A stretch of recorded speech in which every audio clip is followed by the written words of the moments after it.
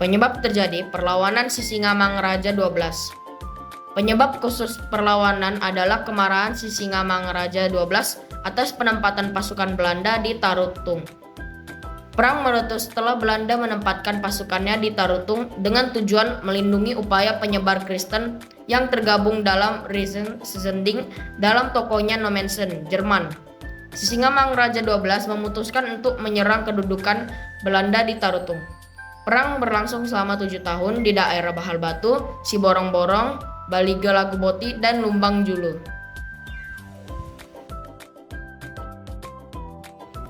Latar belakang perlawanan Sisingamangaraja 12. Awal mula terjadinya perlawanan Sisingamangaraja 12 terhadap Belanda dilatar belakangi oleh pasukan kolonial Belanda yang membawa para zending atau misionaris untuk melakukan kristenisasi di tanah Batak, serta berupaya untuk memperluas kekuasaan Belanda di Sumatera Utara. Hal tersebut membuat Sisingamangaraja melakukan perlawanan terhadap Belanda. Perlawanan ini dikenal dengan nama Perang Tapanuli atau Perang Batak. Perang Batak berakhir dengan tertembaknya Sisingamangaraja 12 dan Belanda berhasil melakukan praktik monopoli dan kristenisasi di Batak. Bentuk-bentuk perlawanan Sisingamangaraja 12. 1. Mencegah bentuk penyebaran agama oleh Belanda dengan cara mengusir para zending. 2.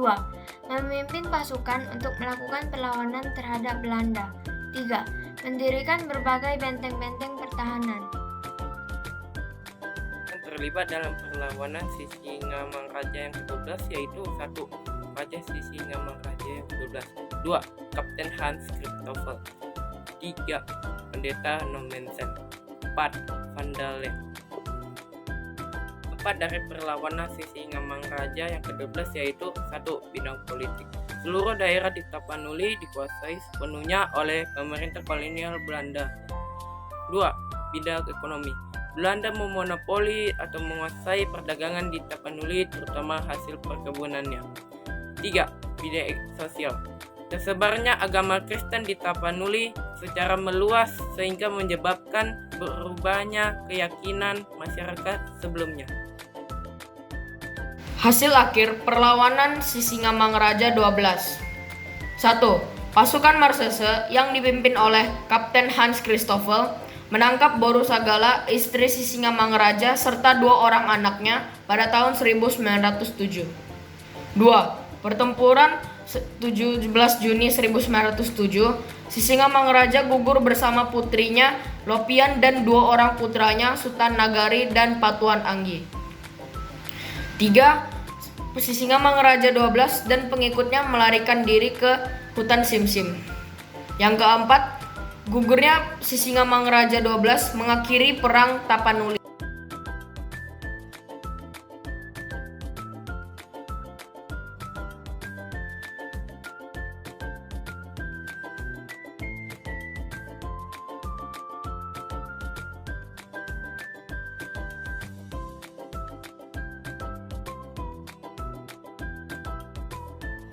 Penyebab terjadinya Perang Aceh terjadi karena keinginan Belanda untuk menguasai Aceh, yang kedudukan semakin penting baik dari segi strategi perang maupun jalur perdagangan sejak tarusan Swiss. Dibuka pada tahun 1869. Pada 17 Maret 1824, Inggris dan Belanda menyepakati tentang pembagian wilayah jalan di Indonesia dan Semenanjung Malaya, yang dikenal dengan Traktat Sumatera. Salah satu sebab terjadinya Perang Aceh yaitu adanya politik ekspansi Belanda karena Traktat Sumatera yang isinya menyebutkan bahwa Inggris memberikan izin karena Belanda menguasai Sumatera. Dalam kesepakatan disebut bahwa Belanda tidak dapat mengganggu kemerdekaan Aceh, akan tetapi pada praktiknya Belanda tetap berusaha melancarkan serangan terhadap daerah Aceh yang jauh dari ibu kota. Sultan Aceh pun semakin waspada dan bersiap untuk menghadapi segala kemungkinan yang terjadi. Kekhawatiran Aceh semakin meningkat saat Inggris dan Belanda mendatangi Traktat Sumatera pada 1871. Latar belakang perlawanan rakyat Aceh. Perang Aceh terjadi karena keinginan Belanda untuk menguasai wilayah Kesultanan Aceh yang menjadi sangat penting setelah terusan Suez dibuka. Sebelum Perang Aceh terjadi, Belanda berhasil menguasai wilayah Kesultanan Delhi mulai dari Langkat, Asahan hingga Serdang melalui perjanjian Siap pada tahun 1858. Padahal wilayah-wilayah tersebut sebenarnya masuk ke dalam kekuasaan Kesultanan Aceh. Sebelumnya, merujuk pada perjanjian London 1824, Belanda harusnya mengakui kedaulatan Kesultanan Aceh atas wilayah-wilayah.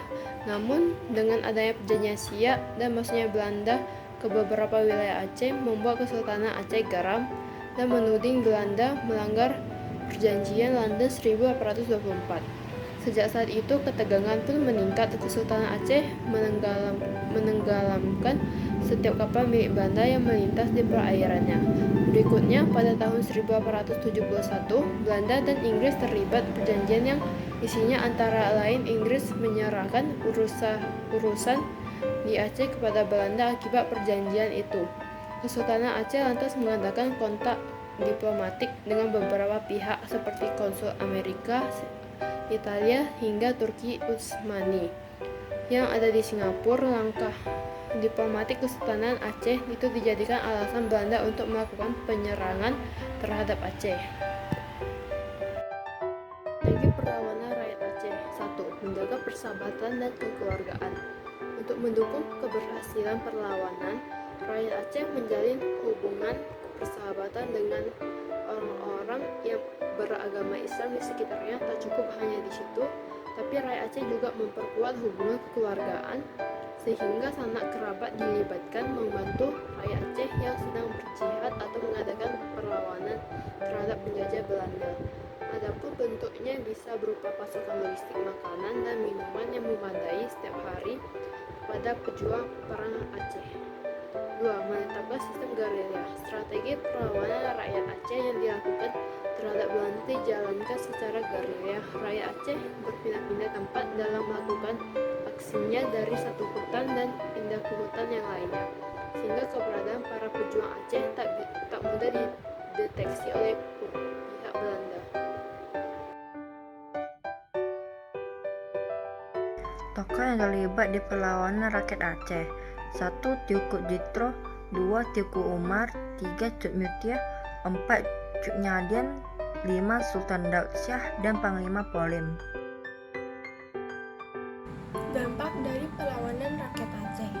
Permusuhan antara Aceh dengan Portugis yang berlangsung terus sampai kemunduran Aceh terlihat setelah Iskandar Muda wafat.